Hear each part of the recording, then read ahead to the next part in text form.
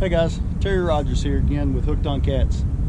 Hey, if you're new to bait casters like I was, several years back, you might not know all the little ins and outs about them and all that, and some people might not know about this little knob right here. It's called the tensioner knob.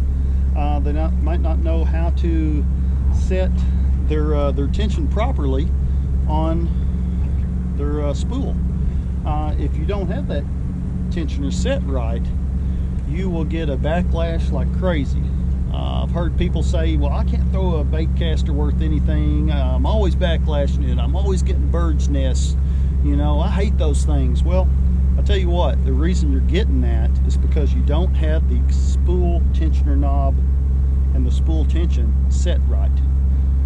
And I'll tell you what, this is a real easy way of doing it. Okay, I'm gonna take this right here. I'm gonna loosen this thing up to where it is like really loose, like they come from the factory pretty much.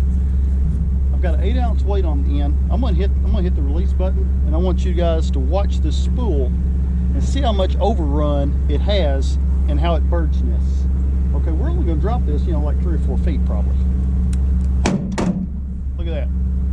Did you see that? Now look at that. Spool's going backwards. I got bird's nests all over the place.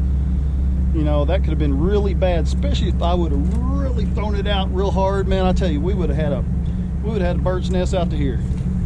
But I'll tell you one way to avoid all that: properly setting your spool tension knob. What you do is take that little knob right there, just tighten it down a little bit. Do the same thing. You can do this on out on your back deck or your yard or your boat or whatever. Only reason I'm doing it right here is because I'm in the boat.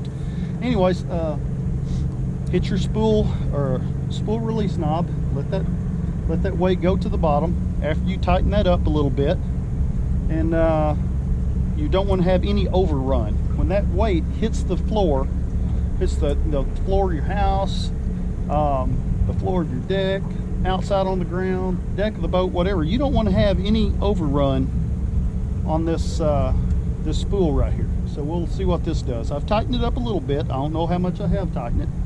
I'm gonna tighten it, or I'm gonna hit this release and we'll see. I got it about right that time. It's I didn't have any overrun. The spool, whenever that weight stopped, that spool stopped. So that should be set just about right. It might take you a little bit, of adjustment here and there. You might have it tight, a little too tight, back off on it a little bit, tighten it up a little bit. But I tell you what, right now, I should be able to take this and whiz that thing out there without any backlash whatsoever. Look at that. None. Zero backlash, zero bird's nest, nothing. And that is the way you set your spool tensioner knob. Most of you guys probably know that out there.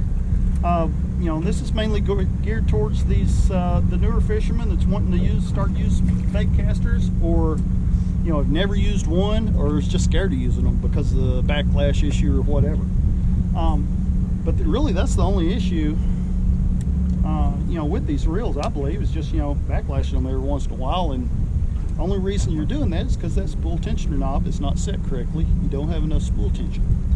But anyways, that's about it. I just wanted to make this little video here, just kind of help somebody out. If it helps somebody out, great. If 100 people watch this and 99 say, oh man, I already knew that, but that one person says, hey, thanks, I appreciate that, well, then it's all worth it. Anyways, till next time, you guys have good fishing days. Hopefully I will the rest of the day. I'm trying to catch a few right now. Don't look like too much happening, but hey, we'll catch you in the next video. Don't forget to like, subscribe. We'll see you next time.